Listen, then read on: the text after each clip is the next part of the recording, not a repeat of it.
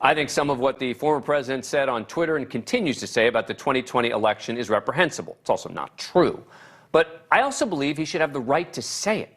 Not just the legal right, but that it makes no sense for Twitter or any other social media platform to ban him, prevent him from having his say, and then create these silos in social media. Joining me now is Michael Starr Hopkins. He worked on both the Obama and Clinton campaigns. Michael, thank you very much for coming on the show. Appreciate it. All right, so what am I getting wrong here? Well, first of all, Twitter's a private company. They have terms of service. And the president, former president, thank God, broke those terms of service multiple times. It's not like he doesn't have other platforms he can use. There's Gab or Gabber, wherever the right-wing fake Twitter version is. There's Truth, which Donald Trump says he's creating and investing in to challenge Twitter. He doesn't have a right to be on Twitter. Let's agree on that. Let's agree he doesn't have a legal right to be on Twitter. I still think it's the wrong thing to do for Twitter to ban it. Even if, putting aside the legalities, I think it just doesn't make any sense because all you're going to do is create these silos. So Twitter bans Donald Trump. A lot of his supporters, I assume, who will repeat the same sorts of things that he says, end up getting banned. You now have a Twitter that has very little representation of Donald Trump and his views. I get why the left thinks that that's a good thing. It just seems to me that's a bad thing for America. But I would ask, when was the last time you logged on Twitter? Because his representation is all over Twitter.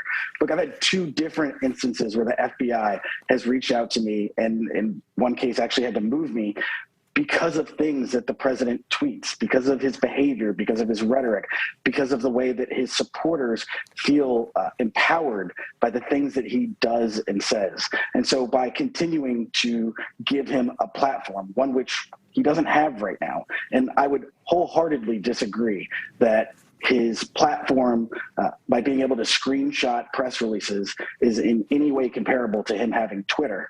It's just not. It's not. I mean, the ability for him to disseminate disinformation has been lessened. But where does the line get drawn? I know Twitter has these terms of service, et cetera.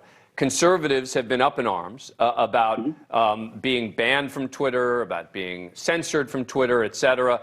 It seems to me that it is nearly impossible to draw a line. Now you have to, right, to some degree. You have to say, certain pornography or certain degrees of hate speech. But the problem is drawing those lines is very, very difficult. And my position generally is allow more speech rather than less. And if I'm Twitter, I don't want to be in the business of deciding, well, did Donald Trump's comment cross the line? He's still the former president of the United States. He's still the likely Republican candidate in 2024. And it just seems to me absurd that Twitter is saying we're not going to allow you on the platform. So I would say two things to that. And one, I mean this in the most respectful way ever. Using a slippery slope argument, I think, is just intellectually lazy. I mean, we have proof of the things that he's done. During the riots that we had in Virginia, he continued to tweet things out that made it worse. During the riots and insurrection, January 6th, he continued to tweet things out and make it worse. So let me ask you this. So then do you apply the same standard? And again, it's not all equal. It's not all about. But when it comes to something like this, we do need to figure out where the lines are. So when Maxine Waters makes an inflammatory comment in the connection with the summer riots, do you ban her as well? What did Maxine Waters say? I can get the quote. But she basically was encouraged. She's encouraging. Look, you didn't give me any quotes either. The bottom line is she was encouraging violence. And again, my point is I don't think she should be. And I think that it's just very dangerous because you're saying, well, he encouraged people to and I'm not disagreeing with you. I just said at the very outset, I was, about what my thoughts were on Donald Trump's comments. But again, I just think that drawing these lines is so hard, and that what's going to happen is that you're going to end up in this silo where you only have people who agree with each other in these different social media platforms. You get the final word. And I think that's a problem that we have in society in general. I don't think that's a Twitter issue. I think Democrats live around Democrats, Republicans live around Republicans, and people have confirmation bias.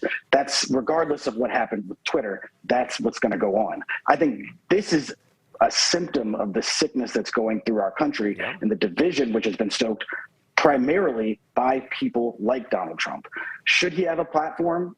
He has no right to it, but can he get it back? That's going to be up to the owners of Twitter. But I certainly, as someone who have had FBI visits because of his comments, would hope not. Anyone in the national eye, anyone in the public eye has had threats. We've all had death threats, et cetera. And I'm not saying, and therefore it doesn't matter. I'm just saying that it's a difficult world out there, talking politics and controversial issues, no matter where the platform is. Michael Starr Hopkins, thank you very much for taking the time. I appreciate it. Thank you. Take care. Coming up, thank you for watching. Click the red subscribe button below so you can get more of NewsNation's fact-driven, unbiased coverage.